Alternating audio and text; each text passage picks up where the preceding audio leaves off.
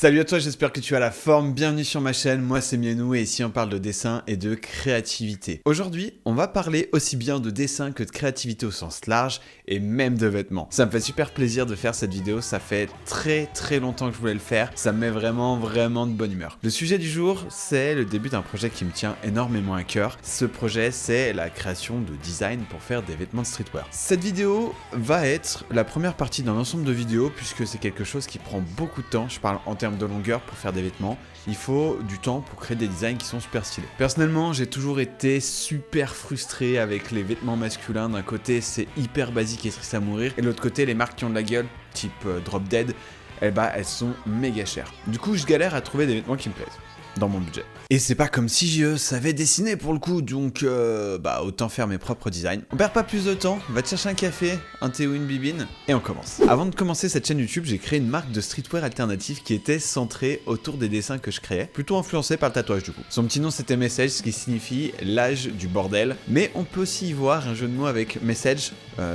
comme un message. J'adore le logo que j'ai créé à l'époque, qui représente bien l'esprit de la marque, je trouve. En réalité, je kiffe aussi toujours autant les designs que j'ai pu réaliser. Laisse-moi t'en montrer quelques-uns là à l'écran. Sache que c'est un gros taf de gérer une marque de vêtements, même en faisant que 2 collections par an. Il faut créer des designs, commander des échantillons pour vérifier que tout va bien, trouver des modèles ou des influenceurs, leur envoyer le matos et récupérer leurs photos. Ensuite, il faut retoucher les photos, prévoir un plan de communication, mettre à jour le site, traiter les commandes, etc. Tout en étant déjà en train de commencer la collection suivante, ce qui fait beaucoup de taf pour une seule personne. En vrai, c'est une sacrée logistique. Cette marque, c'est un peu mon premier bébé en tant que business, et même si les résultats n'ont pas été à la hauteur de ce que j'attendais, je l'adore. Et ça me fait très longtemps que ça me trotte dans la tête de refaire des designs, de refaire une petite collection de 3 designs. On va pas partir sur une collection entière comme je faisais avant, il y avait 10 ou 12 designs. Ce qui fait que je vais estampiller les 3 designs que j'ai en tête avec le logo de Message, parce que je sais pas, ça me semble être la chose la plus logique à faire, vu que c'est mon bébé. Mais du coup, parce que tu nous parles de Message là, mais il est comment ce premier design exactement? Alors parlons un peu du design du jour, et le thème central de cette petite collection, ce sera les roses. Parce qu'il y a pas mal de mouvements en termes de romance autour de moi en ce moment. C'est un sujet qui est très intéressant, très stimulant intellectuellement, et qui est universel. Ce qui est appréciable pour un design que je vais mettre sur un vêtement, que ça parle à tout le monde. Et quand il s'agit de roses, et notamment d'offrir des roses, il y a 2 teams. Celles qui pensent que les roses c'est surcoté, que c'est un truc de lover pour faire tomber dans leurs bras toutes les petites minettes. Et l'autre team qui pense que d'offrir des roses c'est du sérieux. Puisque symboliquement offrir une rose ça envoie quand même un message d'amour qui est fort. Lorsque tu offres une rose, je trouve qu'il y a une idée derrière, que tu offres un peu ton cœur à la personne, et c'est de là qu'en fait est parti ce design, d'où la phrase qui d'ailleurs va accompagner le design avec des banderoles qui dit I gave you my heart in a rose, je t'ai donné mon cœur dans une rose. Côté représentation de cette idée, on va donc avoir des roses d'un côté et un cœur de l'autre en termes d'imagerie. J'ai hésité entre plusieurs idées pour offrir son cœur dans une rose, et il y avait 4 options principales que j'ai retenues sur la table. La première qui était de faire une rose en forme de cœur, la deuxième qui consistait en un bouquet de roses avec un cœur au milieu, en troisième avoir des roses qui transpercent le cœur, et en dernier avoir la tête de plusieurs roses qui sortent des artères du cœur. J'ai opté pour la numéro 3, des roses qui transpercent le cœur. J'avoue, ça fait très dramatique comme scène, qu'une fleur aussi belle qu'une rose transperce un cœur à l'enfer saigner. Mais visuellement, je pense que ça a pas mal d'impact, probablement plus que les autres options.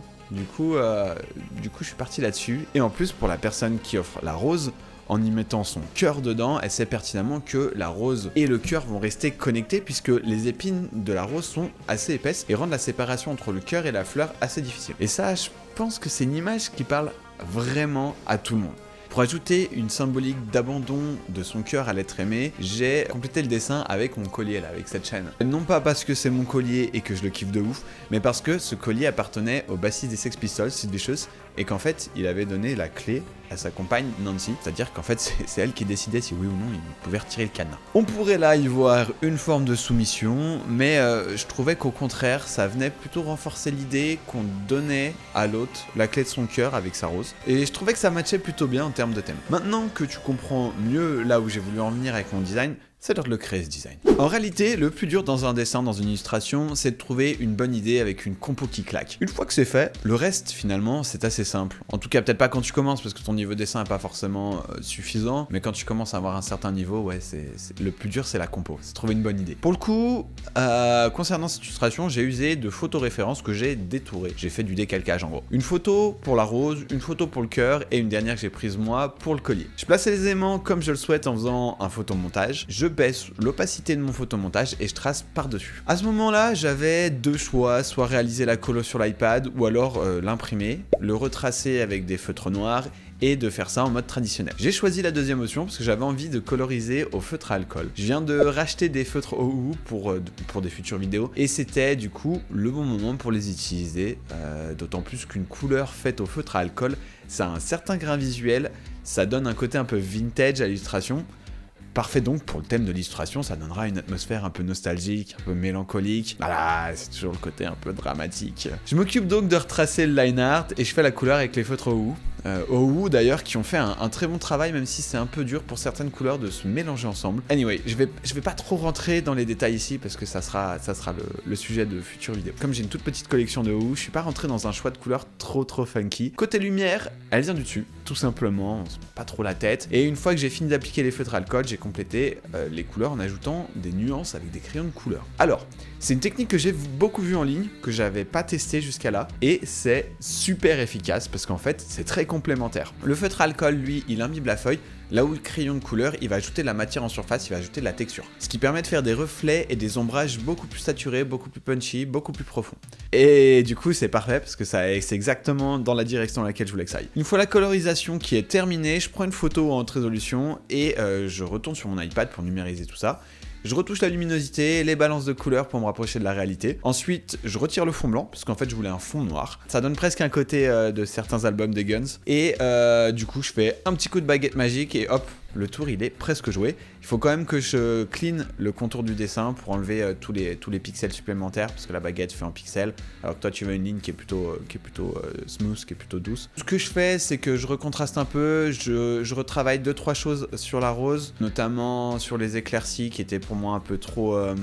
qui était un peu trop tranché. Du coup, j'ai pris l'outil doigt qui permet d'étendre un peu la couleur et pour casser le côté très tranché des éclaircies de la rose. J'ajoute une petite éclaircie d'ailleurs sur les banderoles de papier que je pouvais pas obtenir en vrai parce que j'avais pas les nuances nécessaires avec les feutres. Le visuel, il est créé. Il ne reste plus qu'à le mettre sur un mock-up pour que tu puisses te rendre mieux compte de ce à quoi ça va ressembler une fois fini. Je te montre à l'écran.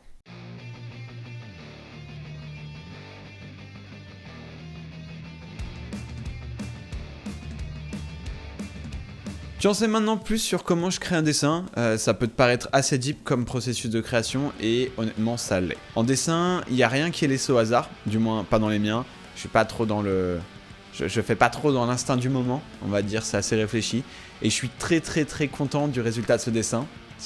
Vraiment, j'y ai passé du temps et du coup le résultat est cool. Et j'ai hâte de voir ce que ça va donner sur un t-shirt, sur un hoodie, mais ça, ce sera pour une autre vidéo. Donc si tu veux la voir cette vidéo, abonne-toi à cette chaîne, laisse un like, partage-la.